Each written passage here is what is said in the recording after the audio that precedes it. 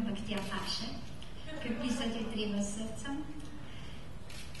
Ribe krasijo morje, rože krasijo travnik, zvezde krasijo nebo, vi pa krasite tole dvorano. Najlepša hvala Kulturnemu domu Španski borci, da smo lahko tukaj, ker tukaj nekje blizu je živel Marjan Rožac, najbrž hodil tukaj, ko je imel še kratke hlače. Najlepša hvala vsem ljubiteljem literature, prijateljem Marjana Rožaca, da ste prišli pozdraviti nominirance, nagrade, prestižne nagrade Marjana Rožaca. Nič ne bom rekla, tako kot je bilo zmenjeno, ker enostavno ne znam. Najlepša hvala, da ste tukaj in besedo predajam lanskoletnemu nagrajencu Peršinu, gospodu Kovačiču Peršinu, za besedo vas prosim.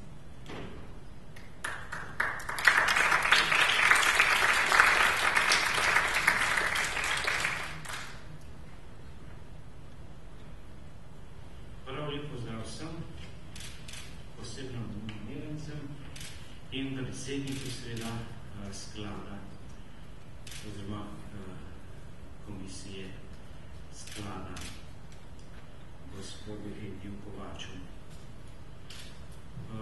Doletela me čas, da danes spregovorim nekaj o Marjanu Rožacu in želja bila, da spregovorim o njegovem sodelovanju za revijo 2000 in seveda z mojim osebnim srečevanjem z Marjanom. Moje prvo srečanje z Marjanom Rožancem sodi tja v daljno leto 68. Takrat sem sodeloval pri glasilu Slovenskih bogoslovcev Pogovori. Izdajal je zelo, kako bi rekel, intelektualno in ustvarjalno živ krog študentov teologije. In smo povabili k sodelovanju seveda tudi, kako bi rekel, laični del slovenskega kulturnega prostora. In Marjan je bil med prvimi, ki se je odzval temu vabilu in je zanimivo, že v 3. številki tega glasila objavil provokativni esej o prvih stvarih, ki odpira pravzaprav za človeka temeljna metafizična vprašanja, o človekovi protislovni naravi predvsem. Izhajajo pa seveda iz biblične zgodbe o izvirnem grehu in o izgonu prastaršev človeštva iz raja. Kar je značilno za Rožanca, on je tukaj spregovoril z izrazito osebnim pogledom, ki je bil izzivalen tako za kulturno okolje, ki je bilo takrat še vedno zelo močno pogrezeno v ta kulturno-bojni, antireligiozni naboj. Na drugi strani pa seveda je dregno tudi ostro v to katoliško doktrinarno srenjo, ki se je na Slovenskem takrat komaj začenjala malo odpirati svežim pogledom drugega Vatikanskega koncila. In kot zanimivost povem, naš kolega Jože Krašec, znani teolog in biblicist s svojimi značilnimi konzervativnimi pogledi, je že takrat smatral za potrebno, da bi nekako preprečil kakšno nepravoverno interpretacijo oziroma da bi zaščitil pravovernost in je nam moral napisati uvod v ta Rožančev esej. Torej, moje srečanje prvo je bilo izrazito za Rožančevo besedo, ko sem pa naslednje leto ustanovil, ko sem izstopil iz bogoslovja, revijo 2000, so se začela srečevati tudi osebno, ne bi takrat na uredniškem problemu in zelo ga je zanimalo in me je ves čas nagovarjal, da bi pravzaprav moral opisati to svojo izkušnjo s cerkveno inštitucijo. Moram reči, da do danes te obljube Rožancev nisem izpolnil. Iz več razlogov sem se pa seveda vseh teh desetletjih intenzivno ukvarjal tudi z analizo tega slovenskega katolicizma in njegovih, kako bi rekel, deviacij, kar je bila tudi ena izmed Rožančevih preokupacij. Zanimivo je seveda, da naj je zbližalo predvsem to vprašanje o slovenskem krščanstvu, protestantizmu in pa seveda vprašanje o Bogu. To najno prijateljevanje že od takrat je potem preraslo sodelovanje pri reviji 2000, ampak začel je še sodelovati šele v drugem obdobju njenega izhajanja. 4 leta smo bili ukinjeni od 73. do 77. tako da, oziroma 4 leta, ja. Tako da je svoj prvi esej, ki je bil pa spet zelo izzivalen, objavil v reviji 2000 šele 77. leta, oziroma v začetku 78. in sicer esej Moški in ženska. To vprašanje se je Rožancu vedno na koncu izostrilo v vprašanje o Bogu in tako je pravi: med moškim in žensko govori eros in seksus in skozi ta paradoks sega človek k Bogu. Med moškimi se tako odpre neposredno in z vso usodnostjo vprašanje o Bogu kot temeljna eksistencialna preokupacija.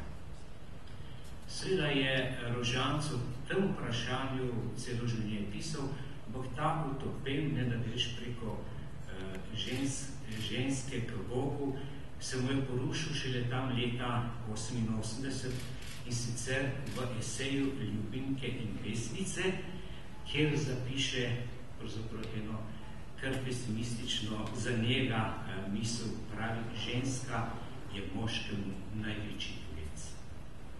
Sodobna slovenska ženska poezija razglaša, da telo ni več posoda Boga, temveč posoda užitka. Ženske so moškega skopile kot nosilca metafizike. Zato se v ljubezni človek ne more več bližati Bogu, pač pa se mu odteguje. Torej, to vrstno metafizično vprašanje je odpiral Rožanc najraje v reviji 2000 in če naštem samo par značilnih teh naslovov: Kako sem ponovno odkril Boga in kako sem kljub temu ostal nevernik ali Edvard Kozbek. Kako sem se boril s polnostjo in Bogom ali Sören Kierkegaard in Miguel de Unamuno. Esej o Blaise Pascalu, o bojevnikih zoper vero in trdoživosti slovenskega krščanstva. Vera in religija, Bog in dobri hudič in tako naprej. Torej, ko preberemo te naslove in sploh njegovo stalno ukvarjanje s tem vprašanjem, se vprašamo, kdo in kakšen človek pa je bil pravzaprav Marjan Rožanc, ki je s tako strastjo razmišljal o temeljnih metafizičnih vprašanjih naše eksistence. Sam se je označil zelo lakonično. Pravi: človek živi iz protislovja za protislovje. Res je, Marjan je bil izrazito dihotomična narava, razpeta med svoje nasprotja, ki jih je vedno razumel kot ogledala drugo drugemu. Zato je bil tudi ves čas svojega pisanja in tudi v pogovorih s sočlovekom v neizprosnem soočenju s seboj, z resničnostjo sveta, z fenomenom človek, z našo imanenco in tudi transcendenco. In ker je Rožanc svojo eksistenco doživljal v prvi vrsti v polju te erotične ljubezni, je globinsko dojemal tudi temeljni eksistencialni položaj človeka. In je prišel v zrelih letih do tega spoznanja, da novodobni človek ni sposoben ljubezni, ampak je le nenehno zaljubljen. Kljub svoji strastni dejavnosti in svojemu trdnemu zaupanju vase ne razpolaga svetom, ampak le svojo samovoljno idejo o svetu. Zato ne ljubi ne sveta, ne ljudi, temveč je zaljubljen le v svojo lastno božanskost. Živi v carstvu okolnosti. Iz osebnega doživljenja te bivanjske razpetosti je izvajal tudi svojo temeljno etično maksimo in ko pravi v svetu poveličanje telesnosti in užitka, mora človek iskati askezo. Ker le na ta način v razpetosti med te skrajne možnosti svoje biti se lahko bliža Bogu ali Božju. In tako je Marjan Rožanc izhajal pravzaprav pri vprašanju ali iskanju Boga iz Avgustinovega stališča, ki pravi: ne hodi iz sebe, ker resnica biva v tvoji notranjosti. Ta citat večkrat navaja. Po njegovem Bog prebiva v človekovi duši, ker je po Avgustinu najbolj intimna notrina človekove duše. Kakor hitro pa človek umešča Boga v svet, pravi Rožanc, v svet svojih interesov, ga jemlje kot garanta za svojo samovoljo. In Bog v teh zunanjih manifestacijah spreminja svojo podobo v človekovo samopoličevanje in samovoljo. Zato pravi, da je potreben obrat k avtentičnemu verskemu čustvu in za ta obrat pa je potrebna sprememba našega odnosa do sveta in do samega sebe. Zato je Rožanc tako, kako bi rekel, strasten iskalec nekih novih možnosti bivanja. Človek se mora iz samozagledanosti vase, iz občutka, torej obrniti k svojemu občutku pomanjkljivosti, ki je boleč, in tako se mora iz zunanjega sveta premakniti k intimu. Ampak Marjan Rožanc seveda ni bil človek svetobežnosti, ampak človek moderne dobe, vedno je govoril, da moraš biti človek iz mesa in krvi. Vedno je zagovarjal subjektiviteto človeka, ki mora aktivno posegati tudi v ta odnos človek-Bog. In tukaj se pravzaprav ta najgloblja dialektika njegova odnosa do Boga pokaže. Pravi, po novejški izkušnji bi se obesedila Descartes in Pascal, poznamo samo še osebnega Boga. Če ga iščemo v svetu, se vedno sprevrže v racionalističen konstrukt, v avtoriteto, ki se nasilno povzpne nad ljudi in jih ogroža v njihovih avtonomnosti. Zato je vera, kot je dejal Kierkegaard, paradoks, in vernik je ne more narediti nikomor razumljive in sebe nikomor razumljivega. In zato prihaja do naslednje temeljne maksime, da je svoboda v Bogu hkrati tudi svoboda od Boga. To njegovo izkustvo paradoksa vere mu pravi, da je zagotovljena človekova svoboda in svoboda Boga samo v tem položaju, da si svoboden v Bogu in svoboden v Boga. In tukaj se pravzaprav naslanja na misel protestantskega teologa Karla Bartha, ki ga tudi citira, ki pravi, Bog nam je dostopen samo po javljenju samega sebe, se pravi po milosti. Torej, Bog se lahko in doživetje Boga pojavlja samo po najgloblji notranjosti človekove intime. Zato je Marjan Rožanc postal pravzaprav vernik na robu cerkve, kolikor je pravzaprav tudi se nekako v zadnjem času prišteval kot cerkvi. Ker je ves čas poudaril, da je hlapčevanje cerkveni instituciji pravzaprav predajanje sebe v neomajno razpolaganje z seboj in to razpolaganje, ta uporaba človeka po konfesionalni inštituciji je enaka uporaba človeka po vseh ideologijah in njihovih sistemih. In zato je tudi tako ostro kritiziral medvojni boj slovenskih, kako bi rekel, torej konzervativnih katoličanov kot boj za Boga in vero. Ne? Ker pravi tukaj z Bogom in vero kot osebno držo človeka ni nič, ker če se izničuje človek v tem boju, se izničuje tudi Božja podoba v svetu in ta podoba je pravzaprav edina dostopna in vidna torej sočloveku po človeškem bitju in to je pravzaprav edino, kar lahko rečemo, da je človek ustvarjen po Božji podobi.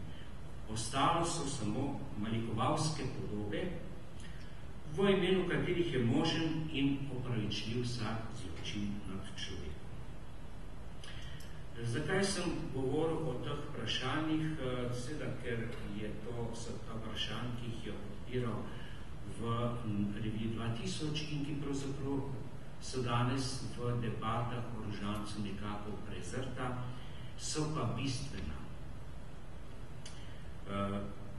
In še to bi poudaril, da je prav ta njegova intelektualna ostrina duha, s temi besedami namreč označil bistvo protestantizma, ta ostrina duha ga približala gibanju in reviji 2000 in pravzaprav je nas sodelavce povezovalo v neko svojevrstno tovarišijo, bi lahko rekel tudi duhovno bratovstvo, ki je bilo plodovito do njegove smrti in daje pravzaprav pečat naši skupini še danes. Druga temeljna tema njegovih razmišljanj naši revije je bilo vprašanje slovenstva in slovenskega naroda, potem pa tudi problem Evrope. Tako je pisal o slovenskih mitih, o jeziku in narodu, o slovenskem liberalizmu, o Dostojevskem in Evropi in tako naprej. Samo eno, če tako rečem, anekdotopis tega kompleksa danes poudaril.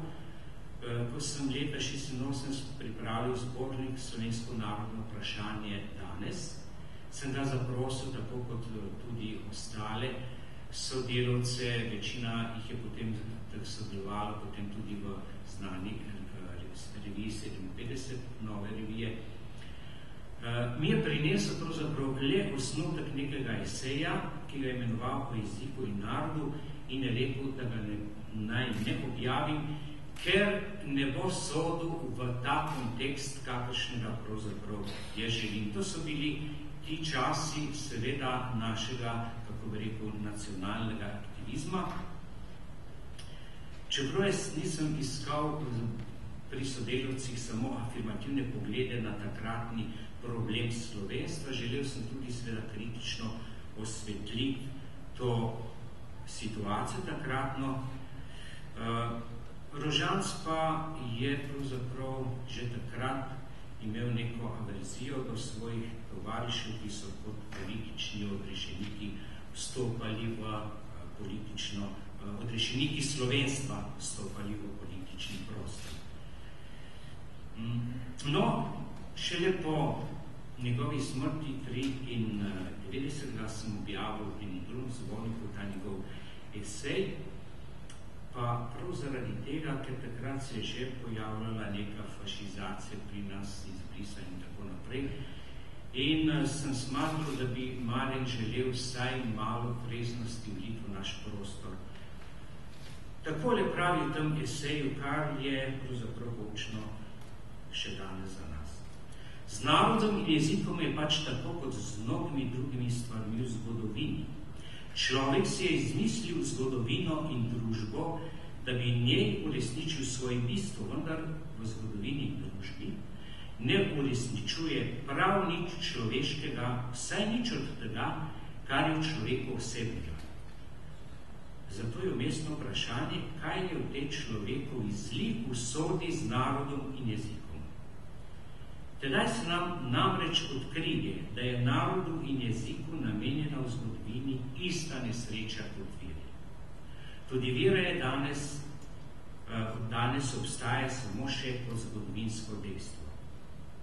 Toda, če je vera zares vera, se pravi nekaj zares eksistencialno resničnega in polnega, se ne uresničuje v zgodovini, ampak zunaj zgodovine.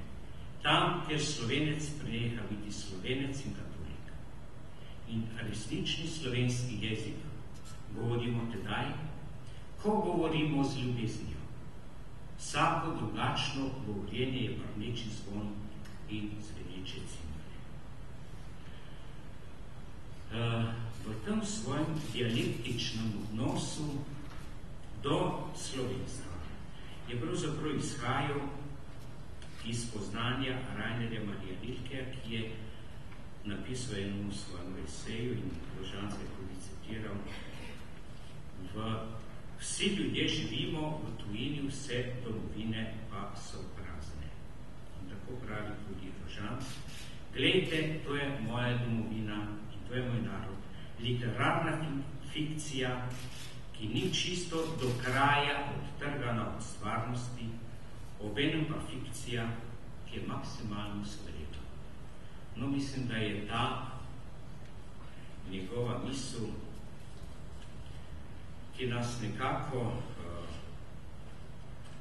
potrjuje v izraziti kulturniški drži do vseh naših tudi političnih peripetij, tista, ki Rožanca dela nam blizu, še vedno aktualnega in ki njegov pravi obraz odkriva, namreč njegov obraz človeka, ki je bil zapisan misli, besedi in človeku in ne manipuliranju s človekom. Hvala lepa.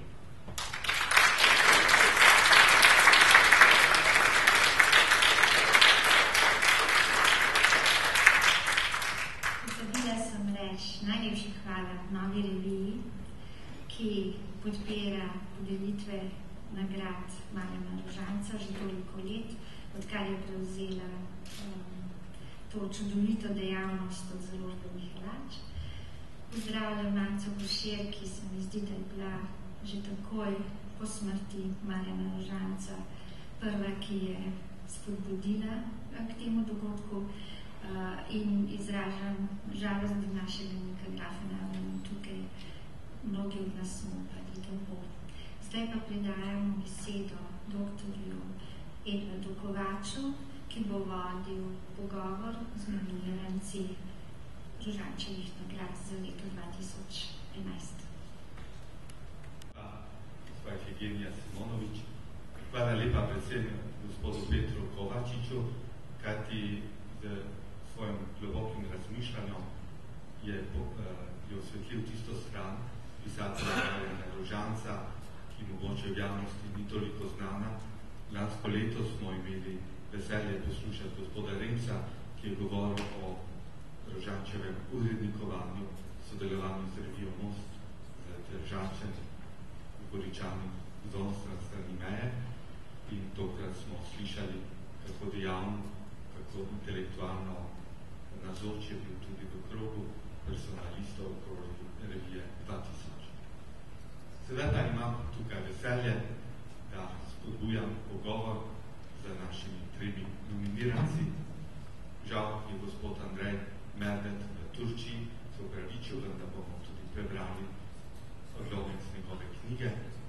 Prav tako se upravičuje Miklavž Kovel, ker ima druge obveznosti. Toda trije nominiranci so med nami, gospod Aleš Berger, gospod Peter Polšek in gospod Ivo Svetina, za svojimi knjigami. In najlažje je tako, da gremo kar po abecedi in se bom vrnil na gospoda Aleša, ki ima knjigo Omara v kleti. Omara v kleti, ki je ne samo memoarska ali spominska literatura, ampak se odpira k tipičnemu esejizmu, iskanju ali poizkusu izreče tisto, kar je neizrekljivo.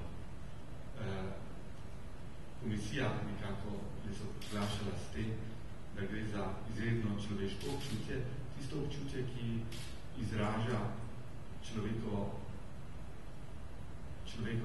življenjski položaj, ampak ki se prebuja tudi v preteklost in obišče preteklost. In imeli smo občutek, kakor da bi na nek nov način, seveda za nas veliko bolj tekoč, lepši, bil to slovenski brus, ki išče čas, ki mu je všel in ki ga znova najde. Ampak tukaj mikrofon, gospod Aleš Berger, se mi zdi najlepše, če slišimo iz avtorjevih ust, kratek odlomek in lahko potem zastavimo še vprašanje.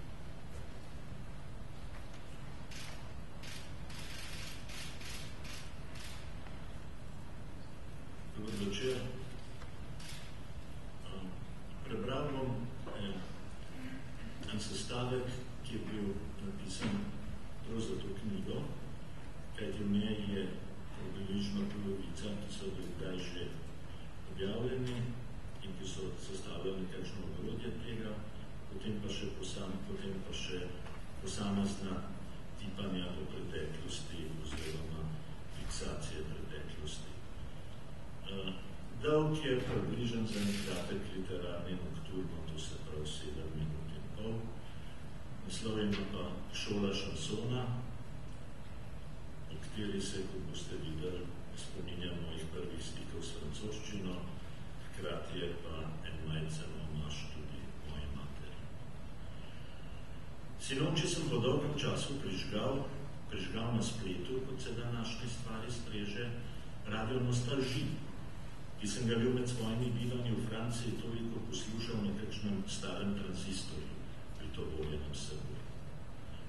Tokrat se je pri priči oglasil Charles Aznavour, in sicer s pesmijo La Mama, pripovedjo o ženski, ki umira in so k njenemu vzglavju, v katerem opevajo sovaščanke in brinka kitarist, prišli sorodniki z vseh koncev, Mem Giorgiove, ki smodi, avec le présent. Pesem me je kot celje prevzela, da sem opustil, kar sem pač počel in izbrano prisluhnil, čeprav jo dobro poznam. Dramatičnost nabita s čustvom, dovršen aranžma, kitaristovi vložki, predvsem pa Aznavourjev raskavi in obenem topli glas zame še zmeraj niso izgubili mekanega čara. A bilo je zraven še nekaj, kar me v kotičku pameti in srca dostikrat obide, ko ga zasliši. Nežen, če nekak hvaležen spomin, da je bil drobni, žilavi Armenec, moj prvi učitelj francoščine, tiste žive in govorjene, ki smo jo v gimnazijskih in kasneje študentskih letih slišali bolj malo in zato še nam razumeli. Kako je prišlo do tega, da je bil že takrat slavni mojster moj popoldanski inštruktor? Mati je tedaj po službenih opravkih precejkrat šla v Franciji. In čeprav se ni francoščine nikdar učila, jo je nekako obvladala in je bila všeč, sam sem se, kljub preglavicam, ki sem jo imel z njo v šoli, tudi ogreval za njo in sva torej z materjo od nje imela majčkeno skupno veselje. Kazalo se je tudi v tem, da je začela s potovanjem nositi gramofonske plošče. Najprej se mi zdi longplaya Iva Montana in Charlesa Aznavourja. Tudi prvi ni bil odmuk, ki sem ga dostikrat poslušal, a se mi je potem zazdel preveč lajnast oziroma bolik. Aznavour pa je ostal moja kar trajna simpatija in prijazna usoda je hotela, da je v jeseni 1977 gostoval v Ljubljani in sva ga šla z materjo skupaj poslušati v Tivolsko dvorano in je najna francoska epizoda s tem skladno izvenila. Tiste Aznavourjeve plošče se dobro spomnim. Še zdaj je v hiši, kjer to pišem in ko končam jo bom še pogledati. Domislim se večine njenih skladb, čeprav mi nekje manjka naslov in včasih tudi napev, a skoraj posod se spomnim vsebine. Saj za njo je ob vsem neskaljenem uživanju v glasbi v veliki meri tudi šlo. Takrat me že neslo v francoščino, za razredni stenčas sem prevedel Brevera po Barbaro in sošolci smo pripravili recital črnske poezije, pisane v francoščine. Za oboje je bila zelo diskretno zaslužna prav profesorica, ki mi je z tega jezika dvakrat prismolila grajo. In trudil sem se razbrati in razumeti čim več tistega, kar sem slišal. Kakšno veselje in zadoščenje, ko se mi je v ponovnem poslušanju posrečilo povezati prej osamljene besede v smiselno celoto, dešifrirati novo frazo, zaznati kulturni kontekst. A znavodju se je kmalu pridružila Edith Piaf, ki še je prišel krasen posnetek koncerta iz leta 1960 z vsem ploskanjem in pevkinimi napovedmi. In sledili so je Gilbert Bécaud, Jacques Brel, Barbara in še kdo. Vse je bila skupna neoporečna, čista izgovorjava, s kakršno so se odlikovali in je tujcu bistveno olajšala razumevanje njihovih besed. A nova stopnja in stopinja mojega druženja s francoskimi pevci se je brezpomno začela, ko sem prvič slišal Georgesa Brassensa in s tem končno naletel na pravi francoski šanson. Takoj sem se navdušil za njegova besedila, ki so bila zaradi pogoste rabe argoja kdaj težje razumljiva, a zato tem bolj vabljiva, in jih par, oporoka, zaljubljenci iz javnih klopi, celo prevedel pred 45 leti v prav isti hiši, kjer zdaj sedim. Seveda sem že imel knjižno izdajo Brassensovih šansonov iz zbirke poetov Žurtvi, založbe Segers, in potrudil sem se jih spraviti v Rime, kolikor sem takrat pač znal, a brez ambicije, da bi se dalo prevedeno tudi zapeti, saj sem se zavedal svojih muzikaličnih omejitev. 10 let kasneje, v daljšem bivanju v Parizu, iz tranzistorja spoznavam Maxima Le Forestieja, takrat 26-letnega interpreta lastnih nežnih, pa tudi žolčnih in sarkastičnih besedil. Njegovega starejšega kolega Guy Béara pa sem je po sreči videti in slišati na koncertu v Carré Marigny, kjer mu menda edini v dvorani ne znam odpevati njegovih priljubljenih verzov. Seveda je bilo še dosti drugih, od katerih sem se učil in od njih užival, a naj ostanem pri profesorjih in ne omenjam vseh asistentov. Zadnji med mojimi velikimi je bil in ostal Renaud. Julija 1986 se je z jukeboxa v Bistroju v Besançonu dostikrat slišal njegov šanson s skrivnostnim naslovom Mistral Gagnon, ki je nostalgično prikliceval podobe iz otroštva. A Renaud je bil v večini drugih pesmi nekonvencionalnih, upornež, slivec in zmerjač, kar vse se je kazalo tudi v njegovem besedišču in njegovi nalaž nemarni izgovarjali, ki dodatno otežuje razbiranje njegovih besedil, pa je zato vse skupaj bolj intrigantno. Z Renaudem nisem ostavljal sentimentalni navezi iz poletnega Besançona. Kolikor se je dalo, sem ga spremljal in preposlušal še kar nekaj njegovih plošč oziroma kaset in na vsaki sta bila skladba dve, ki sta mi še smerno blizu in mi je žal, da tistih kaset ne morem skoraj nikjer več zavrteti.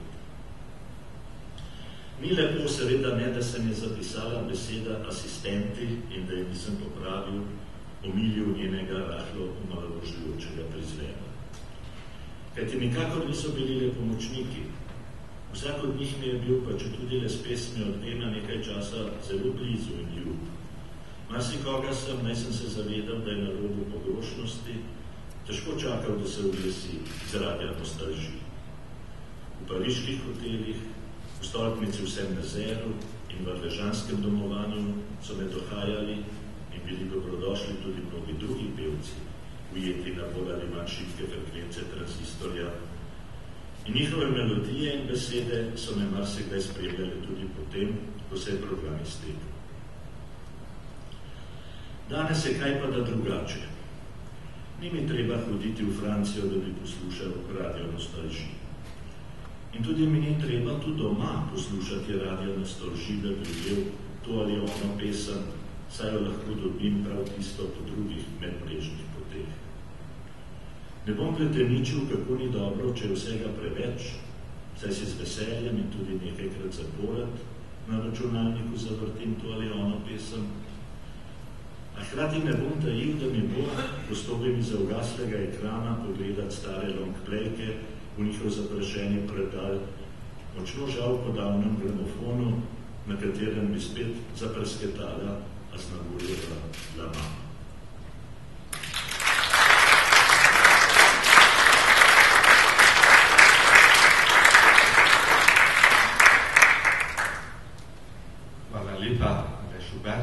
za ta nostalgičen zapis, v katerem smo hkrati tudi veliko zvedeli o francoskem šansonu.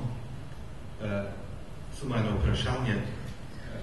Moj filozof Levinas je rad rekel, da je spomin, pravo spominjanje čudežni dogodek, ločen med spominom pa spominjanje. Rekel je, da je spominjanje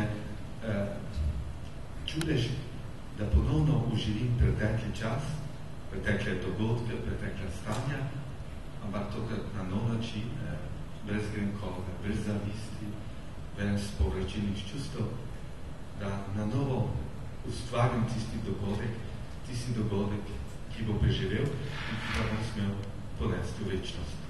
Kaj pravi naš avtor? Popolnoma se strinjam. Ampak vseeno bi ga vprašali,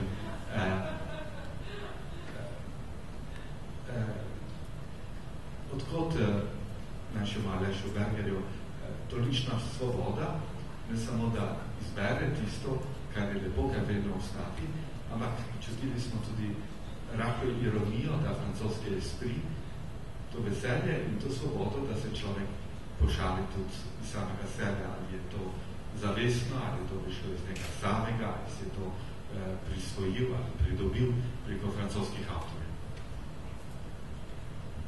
Če je to res, je to najbrž neka obramba zavestna ali ne pred padcem v prehud sentiment.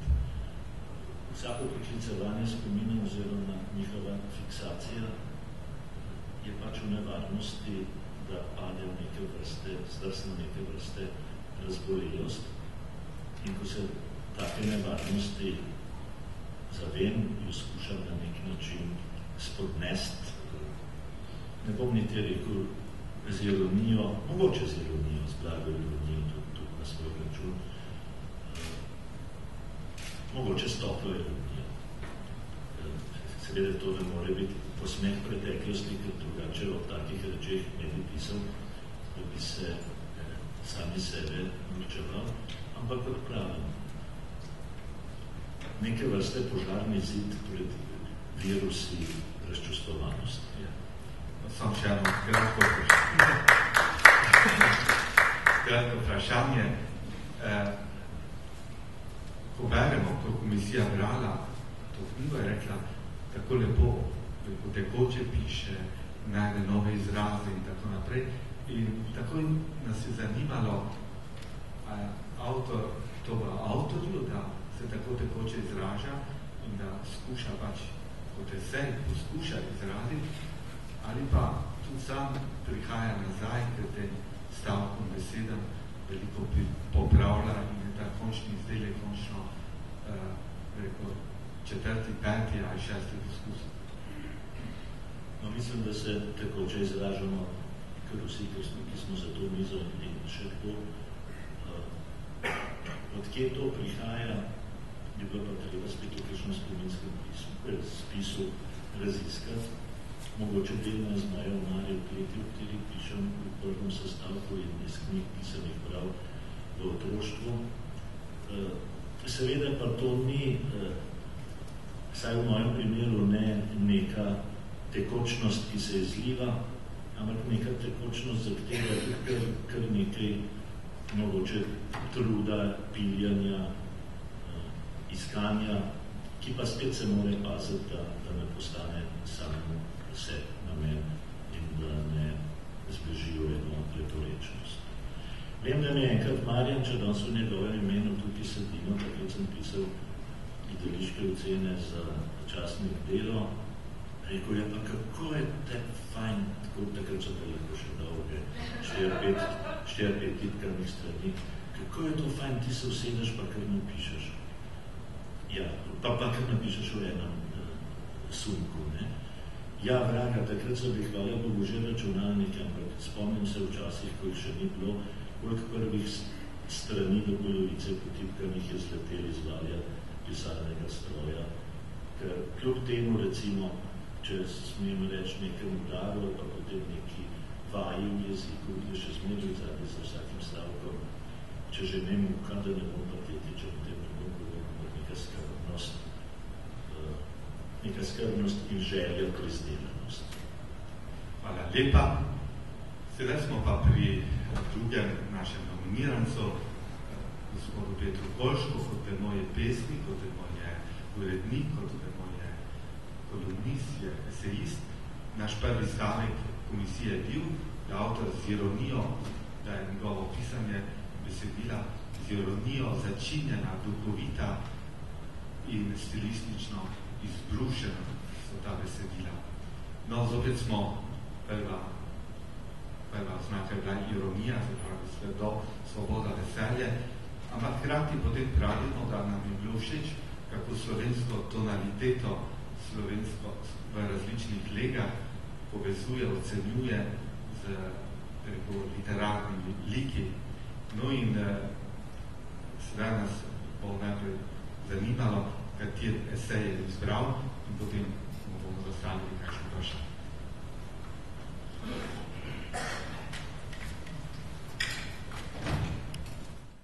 Je v tem že pred mano reč Berger. Zdaj, esej, ki ga bom izbral, ne vem, če bo popolnoma v skladu s prvim stavkom, ki ga je zapisala cenjena žirija. Predlagam ga zato, ker se mi zdi, da je pač v tem primeru za takšno auditorij to nekako primerno. Knjiga ima, ta moja knjiga ima 3 dele in v tretjem delu so spisi, ki imajo naslov po imenih in priimkih ljudi, ki se bi približali nekako pač pot, živi ali mrtvi.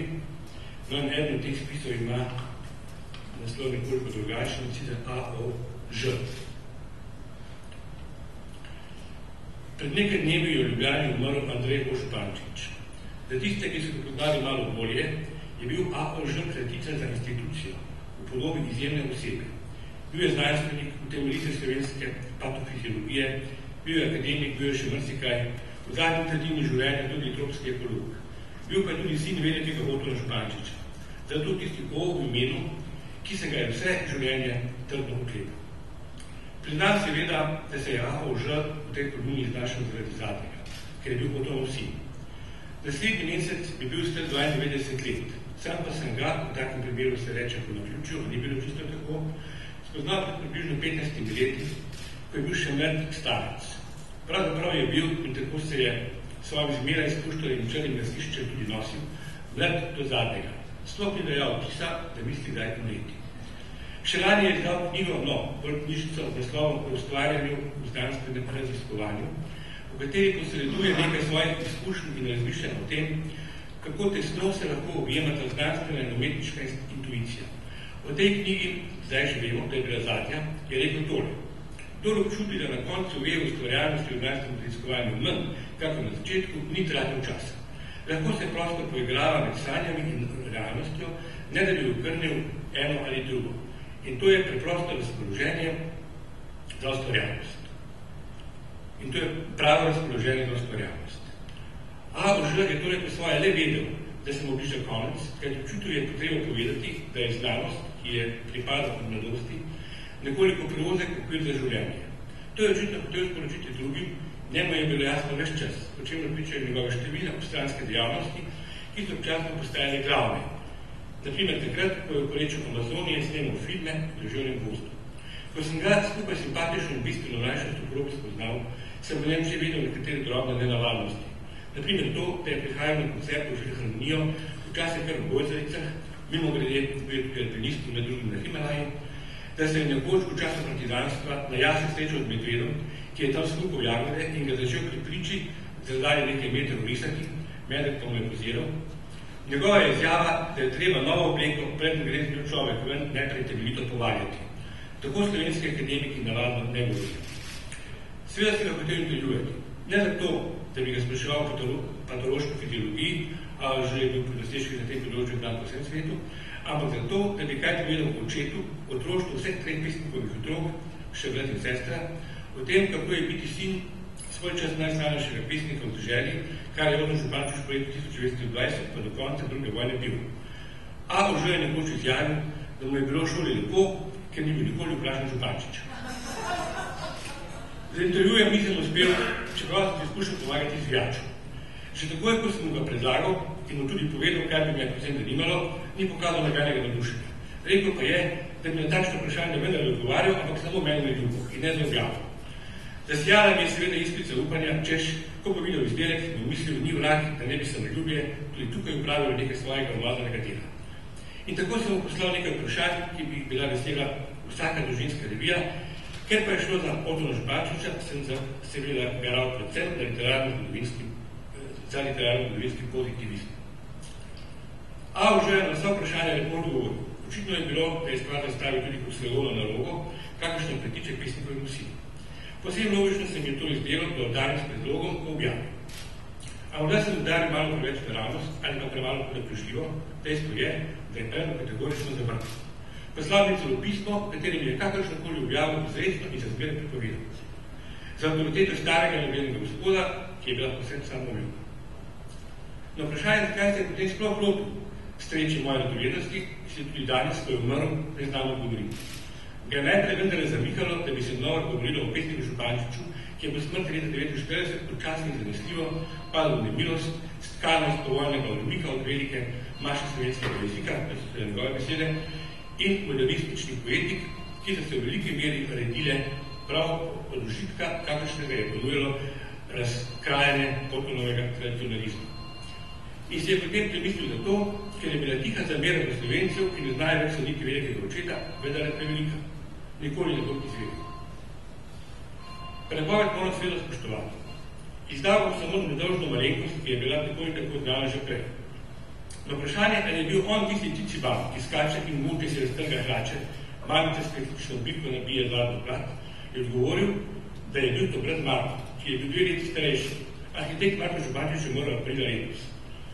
Živa je še njuna sestra, da mala bitka za revitalizacijo podobe pesnika Otona Župančiča, vsaj za legitimne družinske strani, je izgubljeno. Ako že Slovencem 50 let očetovi smrti ni hotel več vznemirjati z njegovimi čašami okoljnosti, samogovori o slovenstvu in zadnjimi vidoljubi.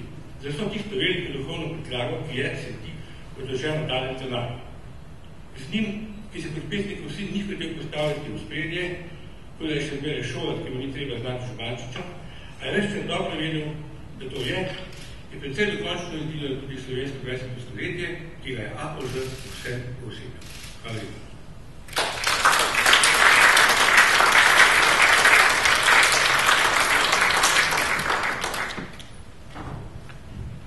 Ja, ampak komisija ustraja pri svoji oceni, da so besedila začinjena, stilistična, izkušena.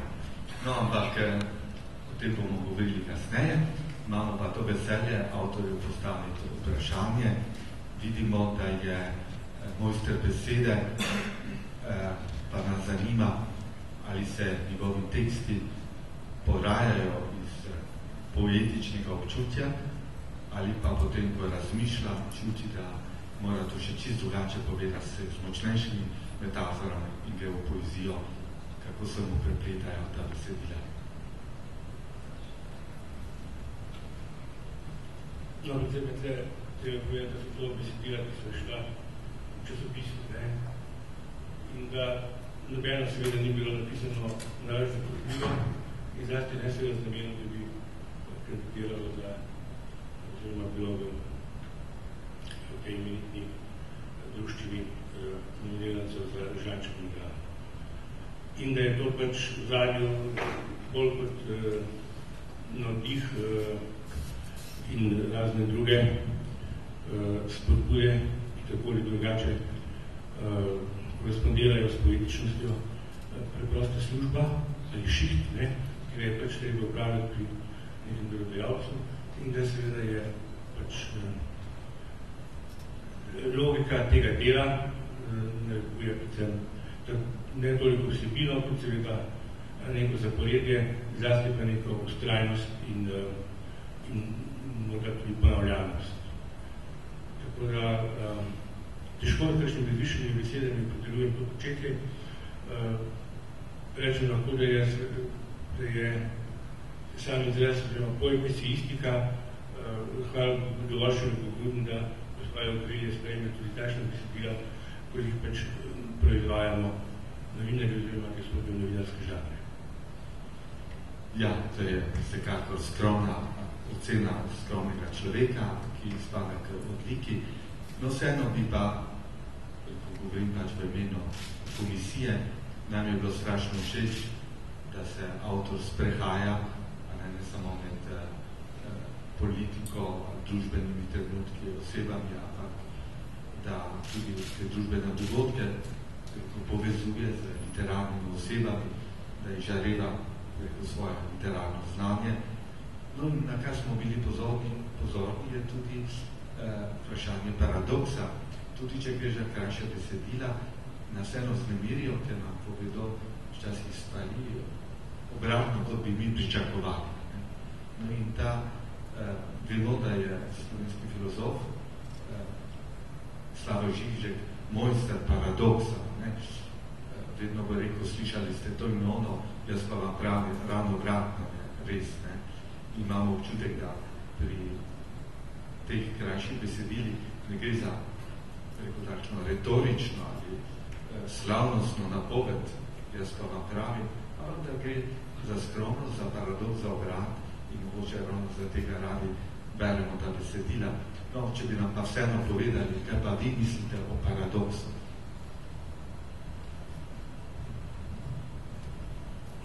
Predvsem, ko ste že sami nekaj pač povedali,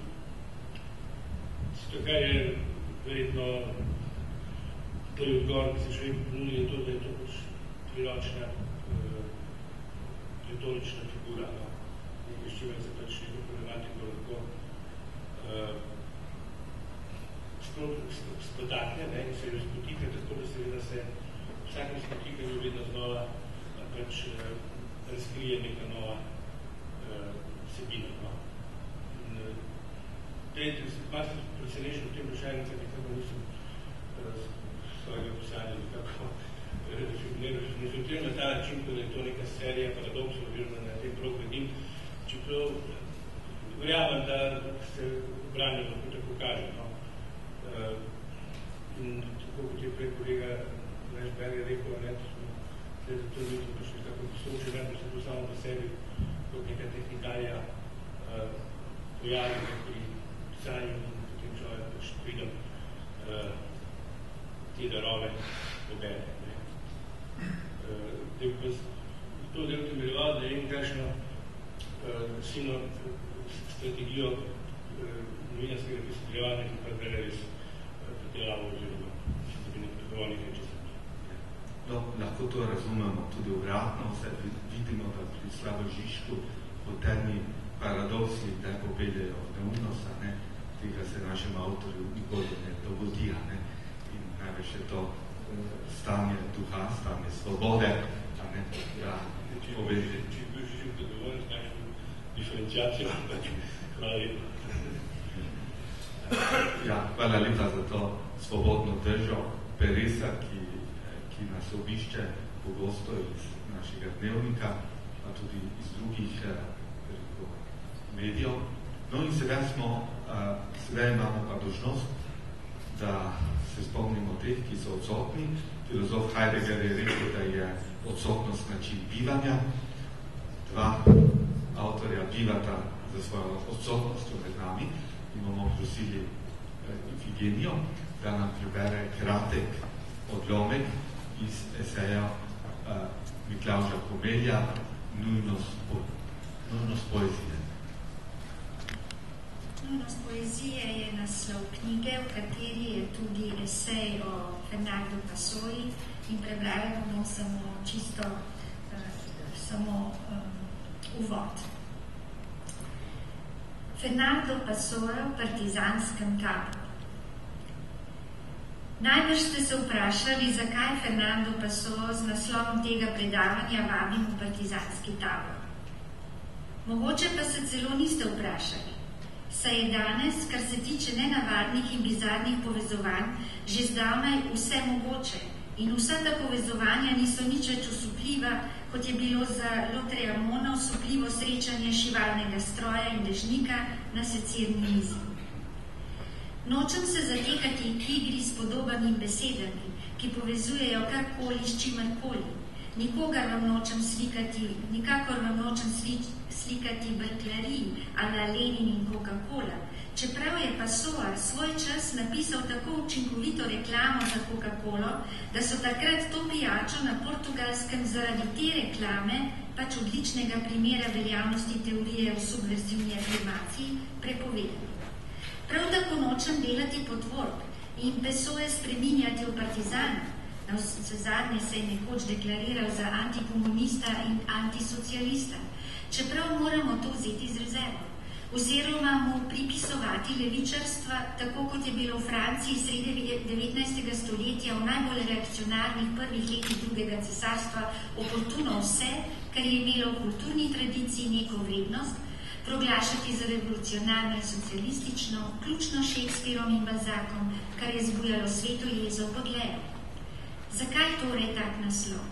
Ali preprosto zato, da povežem dve temi, s katerima sem se v zadnjih letih zelo intenzivno ukvarjal? Ali pa morda, glede na to, da govorimo o moderni galeriji, preprosto zato, ker se v našem času od umetnosti zahteva deklarativno levičarjenje v narekovaju, da dobi vstop v take ali drugačne salone. Ali pa s tem čudnim naslovom poskušam nekaj čisto drugega.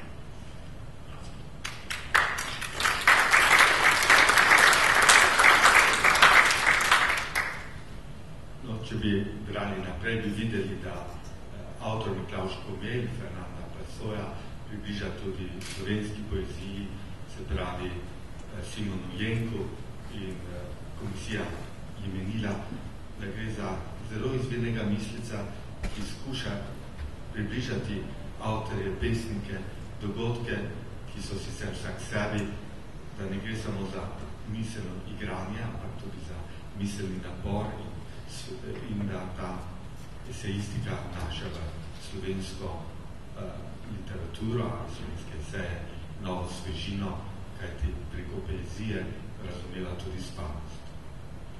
No in sedaj bomo znova prosili gospod Ifigenijo Simonovič, da nam prebere kratek odlomen iz kakšnega eseja Andreja Medveda iz Pictura Poesis.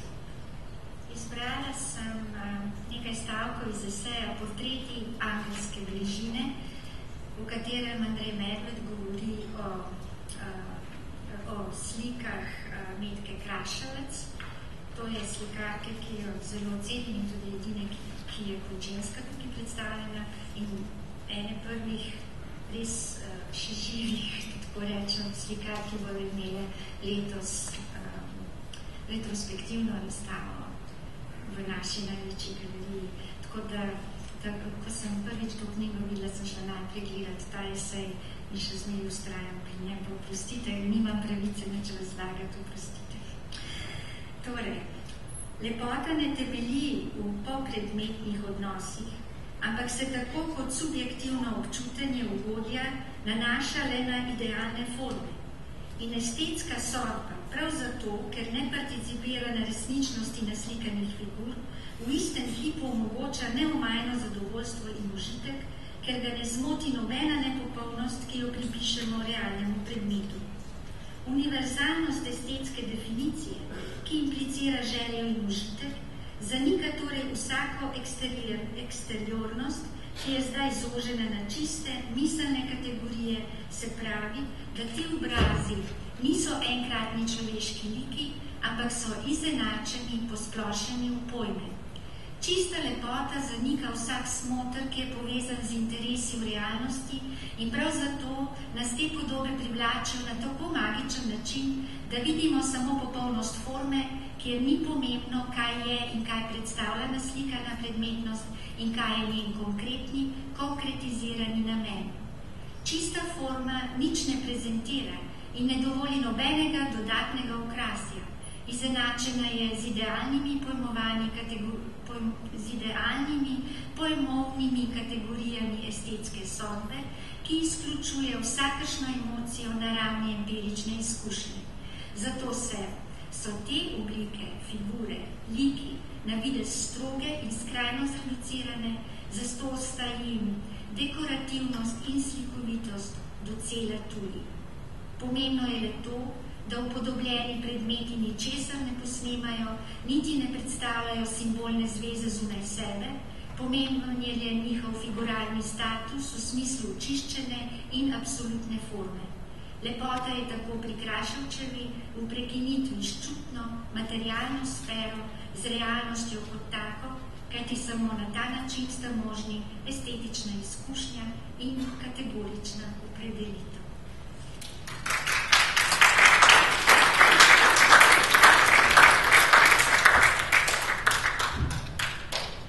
Hvala lepa za to prijetno branje.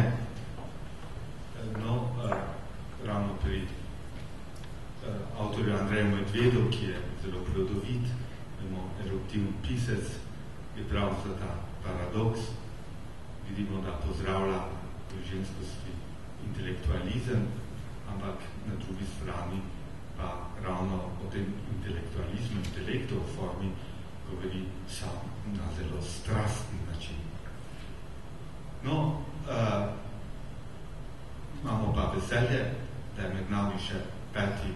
nominiranec, to je gospod Ivo Svetina, ki ga poznamo seveda kot velikega poznavalca slovenskega gledališča, tudi kot pesnika, ampak tokrat je izdal eseje z pomenljivim naslovom, med smislom in skrivnostjo, in tukaj vidimo, da bo šlo znova za esej par excellence, kajti kako vendar izraziti skrivnost.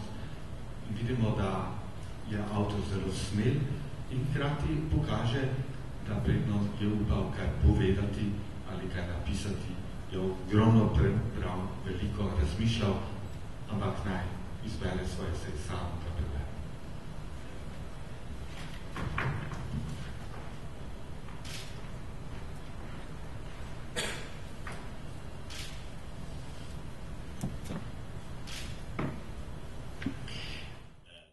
Spis. Zdi se mi lepa slovenska beseda spis za to vrstno pisanje. Noben ni toliko kratek, da bi ga pravzaprav lahko v celoti prebral tule zdaj. Zato sem izbral začetek eseja, ki nosi naslov 22. maj 1965. Ta esej sem napisal v 30-letnici izida Šalamunovega pokra, ko je revija Literatura, mislim, da nekatere nas povabila, da zapišemo nekaj svojih misli o tej prelomni pesniški zbirki slovenske poezije v 20. stoletju. Torej, to je bilo 1995. objavljeno, od tega je minilo spet 16 let, 22. maj 2011 smo že preživeli in se mi zdi, da je ta esej, začetek bom samo prebral, se mi zdi, da je nekako zelo v mojem duhu, mal je provokativen, mal je privzdignen, mal je sentimentalen, ker takrat seveda sem bil pač na začetku svoje poti, bil sem star 16, 17 let. 22. maja 1965 so naši razgledi. Glavni urednik je bil Drago Druškovič, odgovorni urednik pa Bojan Capuder. Na 206. strani natisnili 6 pesmi Tomaža Šalamuna pod skupnim naslovom Maline so. Bil je mil majski čas, 3 dni pred dnevom mladosti. Tistega davnega popoldneva sem šel na cesto 27. aprila od vile Josipa Vidmarja proti vili Staneta Kavčiča. Skozi mlad tivorski gozd, rdeče bukve so bile mrke, ker večina njihove zrelosti je še dremala v temnotnih listih. Visok in čist je bil majski nebes in zlatom obrobljeni rdečkasti oblaki na zahodu, da se je zdelo, kot da bi nekoliko zbledela partijska zastava pregrnila zahodno stran neba. Šel sem pod obokom koma zbrstelega zelenila, hodil po ladji katedrale in nisem vedel, da se bom po njej sprehajal še naslednjih 30 in več let in tako nekega dne sredi svoje poti od rojstva k smrti spoznal, da je to Baudelaireov narave tempelj, gost simbolov, kjer se rojevajo glas globok, skrivnosten in teman. Pojoč požar čutov in duha, to je bil navedek. Glas, ki poje in je že pesem, ki nastaja iz radosti biti, pesem in se nič več ne sprašuje o resnici. Skoraj lebdeč sem se gibal mimo mogočnih stebrov, starejših in strašnejših od vsega, kar so ustvarile človeške roke.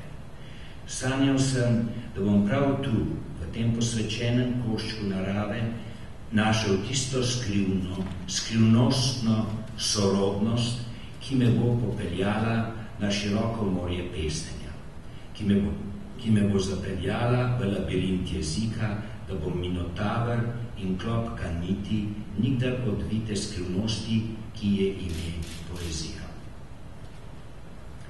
Tistega kasnega, rdečkasto zlatega popoldneva, ko so se sončevi žarki kakor mila kopja zabadali skozi me, da sem v sebi čutil rane, skoraj angelska gnezdja biti zraka in višin, sem mislil na Šalamunove pesmi, objavljene v naših razgledih. Mislil na nje, ker zdelo se mi je, vedeti še nisem mogel, da sem se nekaj mesecev pred svojim 17. rojstnim dnem srečal s nečim, kar bo usodno zaznamovalo moje življenje. Kako naj rekonstruiram čas izpred 30 let, 31 let, iz komajda še zaznavnih drobcev svetlot, barve, vonjev glasov, besed, ki so dokončno utonile v temo in mok, iz ohranjenih dokumentov, časopisov, fotografij, bolj manj naključnih dnevniških zabeležk, ki sem jih prav leta 1965 začel zapisovati, tako kot je bila navada pri mnogih zaljubljenih gimnazijcih. In kaj ni taka učenjakaška rekonstrukcija lahko tehtnega pove o tistem davno minulem času? Mar lahko danes lepim tako različne, od celote odbite okruške in z njihovo pomočjo zgradim palačo časa, v kateri so se dogajale davne reči in sredi njih jaz sam. Mar ni tako početje podobno budnemu obujanju sanj? Saj sanje so nam danes samo v snu, budnost ravna z njimi tako kot voda z ognjem, ugasi jih. Ker buden ne moreš stopiti v sanje, tako kot mrtev ne moreš stopiti v življenje. Ta neizprosti zakon vlada čutečim bitjem in njihovim spominom.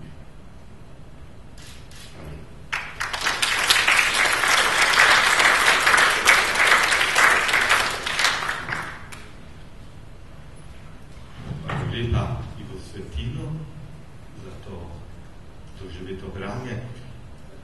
No, imamo sedaj tole vprašanje, vedno se nam zdi, da takrat, ko pišemo o poeziji, zapuščamo poezijo, smo pred tisto dilemo, o kateri je govoril Claude Lévi-Strauss, da je poezija divja misel, medtem ko pa znanost, logično razmišljanje, udomačena misel. Zdaj, kako udomačiti to divjo misel, ki je poezija, in hkrati in pustiti, da se nekoliko ostane divja, to je esej, kako s kakšnimi dilemami ste se vi srečevali, a ste imeli kdaj občutek, da ste izdali poezijo, a ste imeli občutek, da ste izrekli tisto, kar poezija ni uspela? Ja, pisanje o poeziji je seveda poseben problem. Ko sem začel pisati konec 70-ih o poeziji na povabilo tedanjih dveh urednikov priloge dnevnika Svet v knjigah, ljubljanskega dnevnika, Milana Dekleve in Jerneja Novaka, sem za prvi prispevk napisal ob izidu izbranih Baudelairevih pesmi v zbirki Kondor.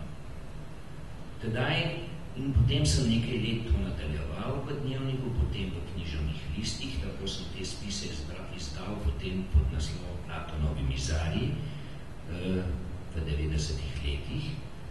Tedaj sem velikrat bil očitek, da pravzaprav kaj pišem o poeziji, če sem sam pesnik.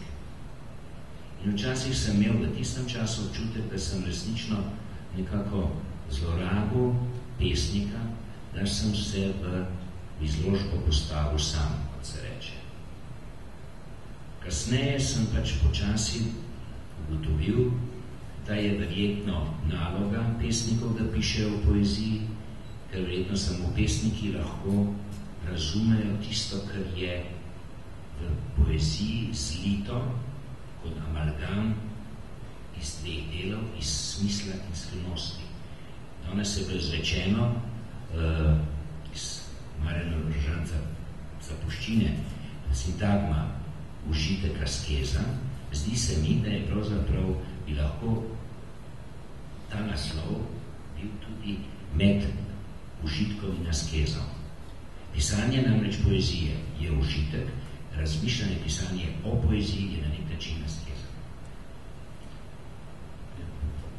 No, ampak gre vendar za drug poezij, za drugo ustvarjalnost. Če smem povedati anekdoto, ko sem napisal Rožančevo esej o Rožančevi knjigi Indijanska zima, sem ga srečal na ulici in je rekel: Marjan, ljubi Bog, Edi, kaj si ti se noter našel?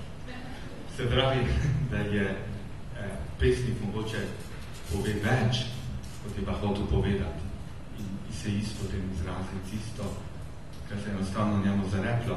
Se vam tudi dogodilo, da je kakšen pesnik mlad ali Štega, kdo drugo, kateri pišete?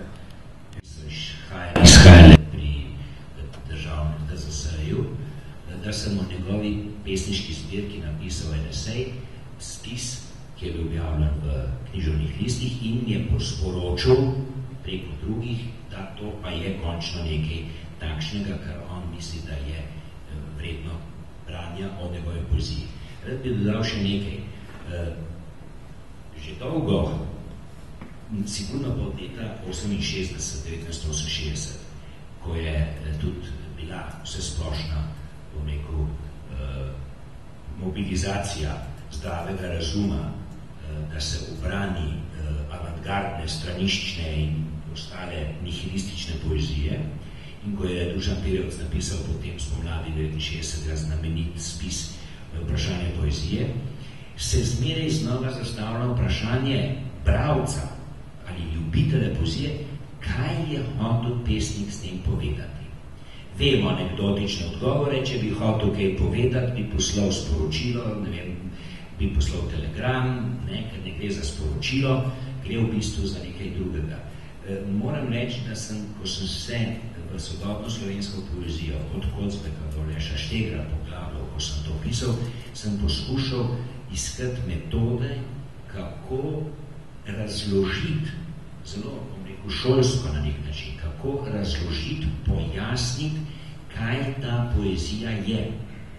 Kajti še vedno se zastavlja temeljno vprašanje, če rečem pač prvega med nami, pesniki, trenutno Tomaža Šalamuna, ki je pač tudi 70-letnico ravno kar praznal, kaj pravzaprav hoče s tem povedati, če tega nihče nič ne razume.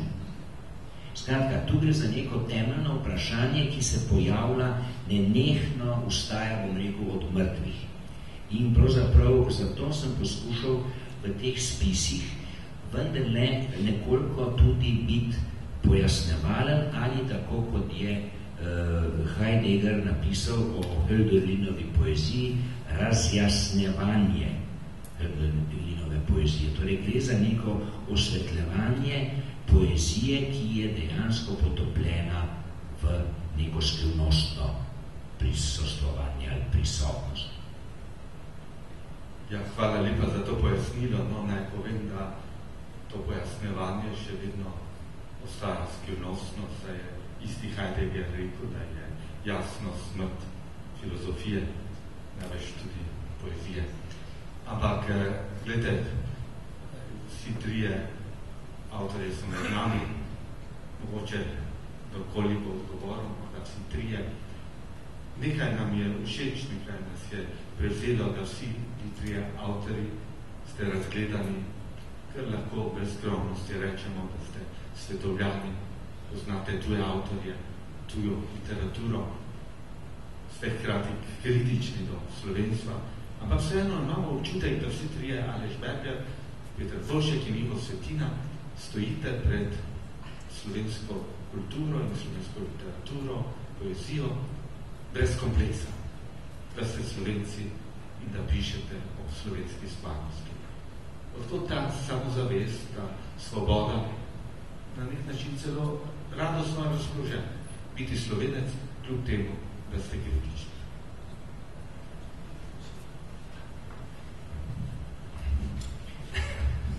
Rodila me je slovenska mati, bi lahko rekel, ja, je samozavest in ta samozavest je nujno potrebna, če se skušaš ne samo danes, ampak vsekakor danes še posebej ukvarjati s problemi, ki se ne tiče, ki niso ekonomski in ostali, bi rekel,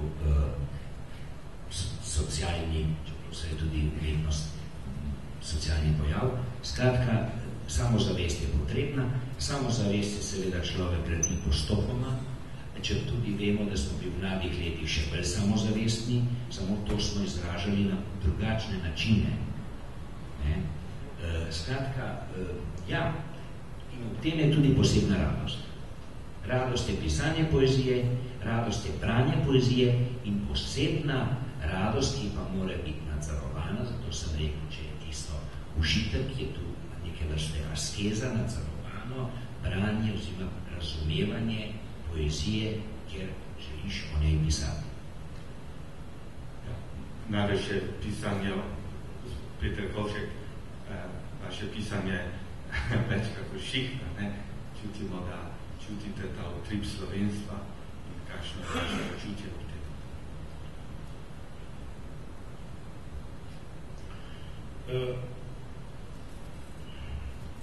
Ne vem, zdaj se ta stvar, ne, vprašanje je bilo, torej ta suverenost, ne, svobodnost izjavljanja oziroma morda podati neobremenjenost tradicijo, no, ne vem, jaz bi zase težko rekel, ne, da sem od mladih nog nekako zelo suvereno, nesramno zelo, ne, lahko na te stvari gledal, ne. Jaz imam bolj problem s tem, da nekako starostjo ali zrelostjo sem vedno bolj sitni, nezadovoljen, vedno bolj izbečni in mi je vedno da stvari všeč, oziroma vse tisto, kar se mi je nekoč zdelo nekako kaotično, neobvladljivo in špekta vredno, se mi vedno bolj seveda dozdeva komaj kaj vredno enega resnega reflektiranja oziroma prebiranja. In moj problem seveda, če obrnem, je tudi v tem, da se trudim napisati ali pisati čim ne za nažalost delodajalca, pri katerem sem zaposlena, pa nekako je resnično pisanje postaja torej smiselno, ne, ampak samo neki koncentraciji, ki je redka in ki seveda tudi ima kar nadvelikih številčnih rezultatov. Tako da vsa ta poplava pisanja bodi si kar od poetskega do prozaičnega, ne, me nekako bolj hromi in me nadaja z zasutostjo, kot pa z neko vedrino ukvarjanja z literaturo in vsemi temi rečmi. Dobro, takšno razmišljanje najbolj ni zdaj seveda nekaj, kar je podpudno, ampak ne vem, ali gre samo na neko individualno nasičenost, ne, ali je stvar nekako splošno širša civilizacijska. Jaz sem seveda se nimam za nekoga, ki lahko govori v imenu neke velike civilizacijske izkušnje, ampak posvaja pa prav glava. Ja, no, ta kritične razmišljanje pač zahteva nekoga, ki ima pisanje ne samo za profesionalnost, ampak tudi za profesijo, poklicanost in vidimo, da to se resno ukvarja za pisanje. Ne bi rad samo napisal besede, ampak bi rad izrekel pravo besedo, njo išče in mogoče ravno ta samokritičnost, da prave besede ni izrekel, je tista obljuba, da bo še kaj lepega prišlo z vašega peresa. Imamo mojstra, bi rekel slovenske besede, mojstra romanskih jezikov in kako se naš Aleš Berger počuti ob teh subtilnih francoskih, španskih, italijanskih drugih pesnikov in ko je sedaj pred Trubarjevem jeziku, mora povedati tolike potemke. Ja, prva reakcija na vprašanje bi bila tako malo površna, se mi drugega ni preostal, se sem tako pravi in slovenska mat me je rodila. No, ampak ti si lepo povedal in nakazal, da jaz sem za razliko od kolegov, sigurno za razliko od kolegov večino strani v svojem življenju natipkov ali pa vnesel v računalnik kot prevajalec. To je na nek način služnostno početje, ker si deluješ v imenu nekoga drugega. Hkrat pa moram reči, da mi je to početje od prvih poskusov do danes samo krepilo neko samozavest glede materinščine. Naj je šlo za moj prvi prevod večji iz nadrealističnih besedil Moč bliskov, v katerem tudi pišem v tej knjigi in kjer opažam neko interakcijo med takrat sočasno najbolj moderno poezijo, kateri prištevam tudi Iva, da sem marsikatero rešitev za svoj prevod lahko argumentiral, če se v slovenščini že tako piše. Naj je šlo na moje kasna leta zdaj za vecne forme Apolinera, Moliera, nazadnje Lorko. Zmeri se mi je zdel neke vrste sreča, kako gibek je naš jezik, tudi kadar je treba iskati kakšne rime s svojo pregibnostjo, glagolsko in samostalniško. Druga, po drugi strani se je nekako ta suverenost utrdila med mojimi kar pogostimi bivanji v Adlu, kjer smo bili prevajalci iz različnih jezikov in jaz bil tam seveda čist nič manj vreden, ker si iz manjše dežele z manjšim številom govorcev, ampak so se pogovori sukali o tem, kaj delaš in kaj si naredil. Pa tudi v tujih krajih v odnosih z domačini se si vendar ti govoril njihov jezik, ki sicer ni bila tvoja materinščina, oni niso pa nikoli zmogli povedati kaj drugega kot to.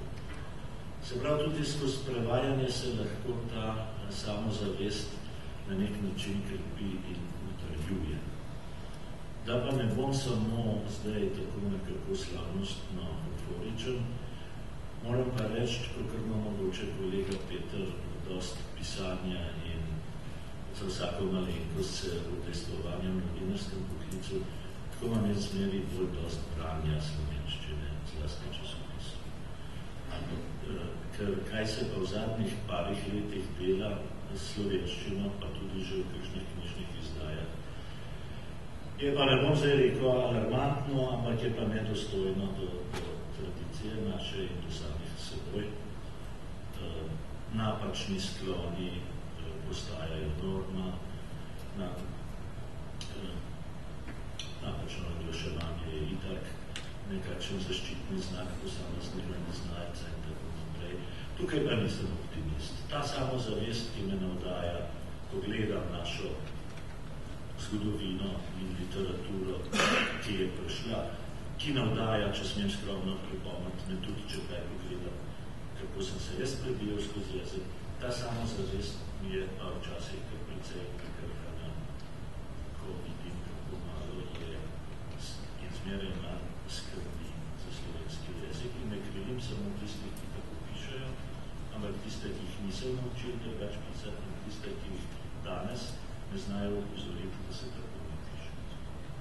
takoj pride na misel Levstikov sklik v živi kritiko.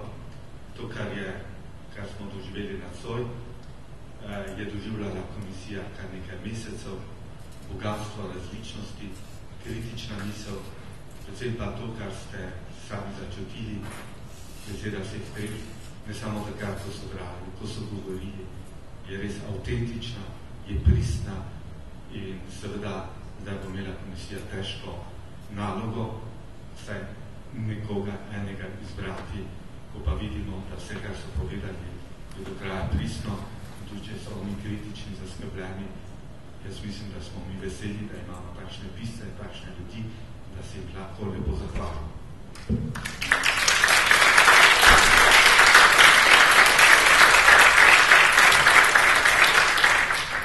Sedaj vas pa prosim, da kakšnih 15 minut ostanete v dvorani. Žirija se bo umaknila, da do konca nekaj pove in potem bomo razglasili letošnjega nagrajenca nagrade Marjana Rožanca. Komisijo prosim, da gre za zmedoj grad.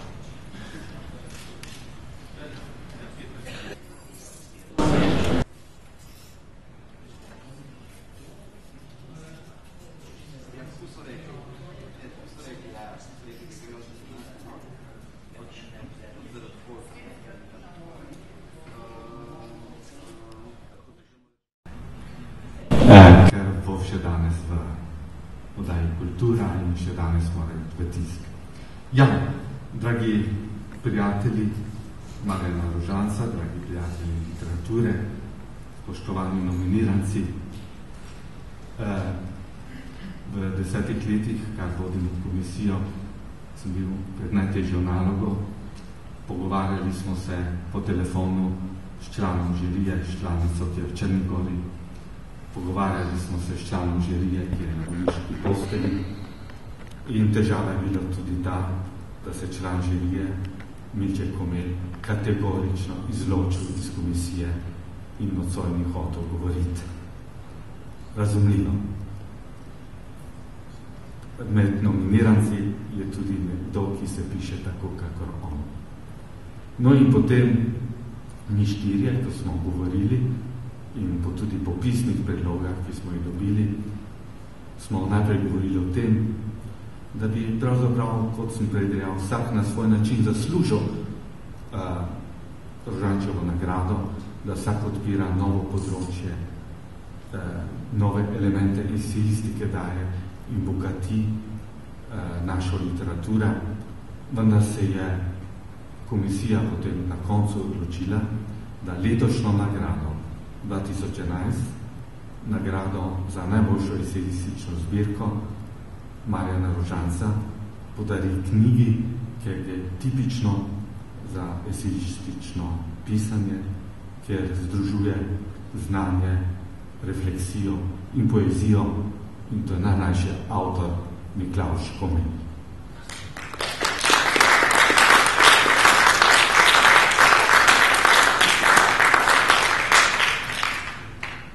Dragi spoštovani prijatelji literature, spoštovani in dragi nominiranci, jaz se vam lepo zahvaljujem za sodelovanje, za potrpežljivost in vas iskreno in z veseljem radostjo vabim v soboto ob 14.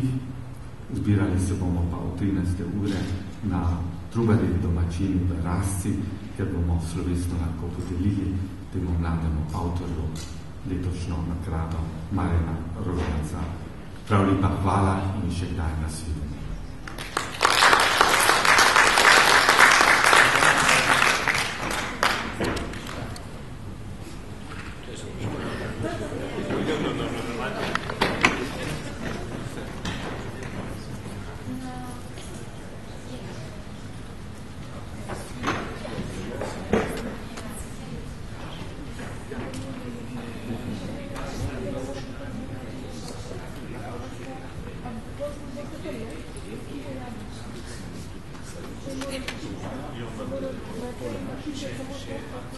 Io